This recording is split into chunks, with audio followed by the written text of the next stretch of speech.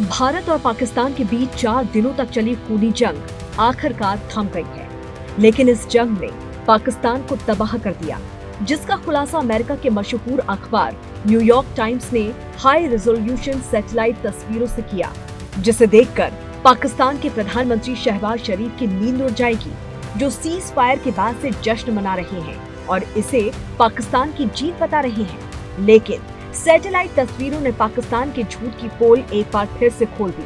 America के पूर्व pentagon अधिकारी और अमेरिकन एंटरप्राइजेस इंस्टीट्यूट के वरिष्ठ फेलो माइकल रूबिन ने भी कहा है कि भारत द्वारा ऑपरेशन सिंदूर के तहत की गई सर्जिकल स्ट्राइक के बाद पाकिस्तान को कूटनीतिक और सैन्य मोर्चे पर करारी शिकस्त का सामना करना पड़ा है। भारत की कूटनीतिक जीत का सबसे बड़ा कारण ये है कि अब सारी वैश्विक नजरें पाकिस्तान की आतंकवाद को दी जा रही शह पर टिक गई है। रूबी ने कहा कि जब पाकिस्तानी सेना के अधिकारी वर्दी में आकर पाकिस्तानियों के जनाजे में शामिल होते हैं तो ये फर्क ही खत्म हो जाता है कि कौन आतंकी है और कौन फौजी। तो वहीं अब आतंकिस्तान का खौफनाक सच न्यूयॉर्क टाइम्स की सैटेलाइट तस्वीरों में आप साफ तौर पर देख सकते हैं कि भारत के हमलों ने पाकिस्तान के सैन्य ठिकानों को किस तरह से खाक कर दिया। होलारी एयरबेस, जो कराची से सिर्फ 100 मीटर की दूरी पर है, वहां का एक विशाल विमान हैंगर अब खंडर बन चुका है। भारत की सटीक मार ने इसे राख में बदल दिया। लेकिन ये तो बस शुरुआत है।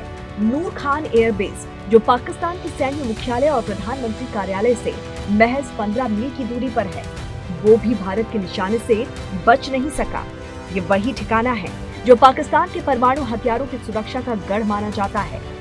रहीम यार खान हवाई अड्डा, वहाँ का रनवे अब एक मलबे का ढेर है। इसे लेकर पाकिस्तान को मजबूरन नोटिस जारी करना पड़ा कि ये अब काम नहीं करता और सरगोधा एयरपोर्ट, इसके रनवे के 2 टुकड़े कर दिए गए, मानो भारत ने अपनी ताकत का ट्रेलर दिखा दिया हो।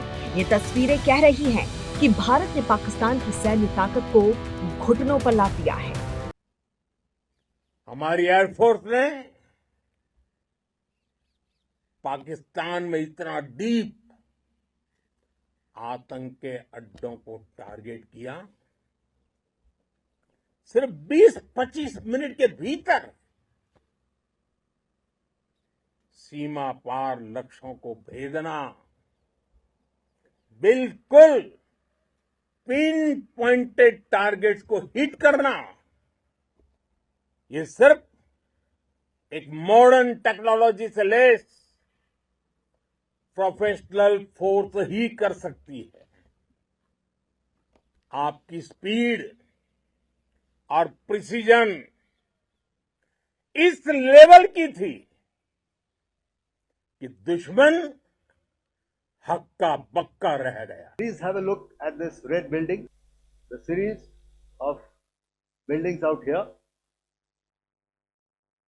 and this empty ground. Next.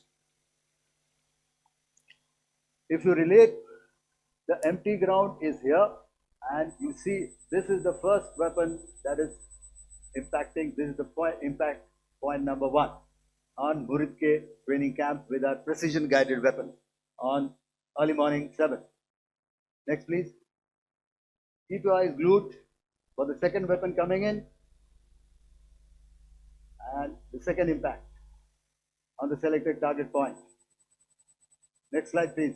Pakistan द्वारा सैन्य ठिकानों को जानबूझकर निशाना बनाने के पश्चात भारतीय सशस्त्र बलों ने त्वरित व सुनियोजित जवाबी हमले किए। Technical installation, command and control centres, radar sites और हथियार भंडार को चुनकर निशाना बनाया गया। रफीकी, मुरीद, चकलाला, रहमियार खान, सुकूर और चुनिया स्थित पाक के सैन्य ठिकानों पर एयर लॉन्च सटीक हथियारों व लड़ाकू जेट से प्रहार किए गए। पसरूर स्थित रडार साइट और सियालकोट का एविएशन बेस भी प्रिसीजन एम्यूनिशन से टारगेट किए गए। इन कार्रवाइयों के दौरान भारत ने कम से कम कोलैटरल डैमेज की क्षति सुनिश्चित की।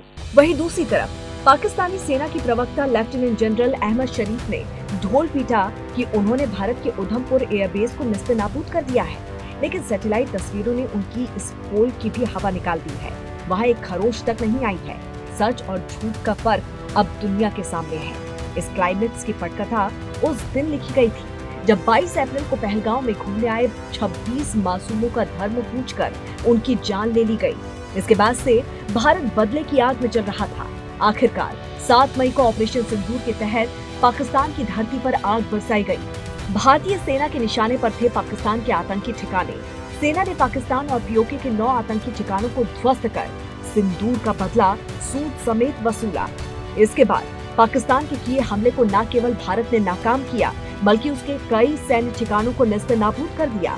ड्रोन और मिसाइलों का ऐसा तांडव पिछले 50 सालों में पहली बार देखने को मिला। भारत ने पसरूर और सियालकोट के रडार ठिकानों को ध्वस्त कर पाकिस्तान की हवाई सुरक्षा को लाचार कर दिया। ये हाईटेक युद्ध का वो नजारा था जिसने दुनिया को हैरान कर दिया। अमेरिका, चीन और बाकी बड़े देशों ने इस जंग पर नजर रखी। अमेरिकी राष्ट्रपति ने कहा कि हम हालात पर नजर रख रहे हैं। दोनों देश शांति की राह चुने, लेकिन भारत का जवाब साफ था, शांति तभी जब आतंक खत्म हो। ये साफ संदेश है आतंकवाद के खिलाफ भारत की नीति अब जीरो टॉलरेंस की है। दुनिया अब 2025 के नए योद्धा भारत को सलाम कर रही है। पुरानी दुश्मनी, नया रंग। 1947 से लेकर अब तक भारत पाकिस्तान की जंग कोई नई बात नहीं है। 1965, 1971 और 1999 का करगिल हर बार भारत के आगे पाकिस्तान को मुंह की खानी पड़ी है, लेकिन इस बार हाईटेक हथियारों ने जंग को नया रंग दिया। ये सिर्फ जंग नहीं, तकनीक और ताकत का मुकाबला था। खून और आंसू की कीमत पाकिस्तान को अब पता लग गई होगी। तनाव बरकरार है और भारत अडिग है। 4 दिन की जंग के बाद संघर्ष विराम हुआ, लेकिन सीमा पर आग अभी सुलग रही है।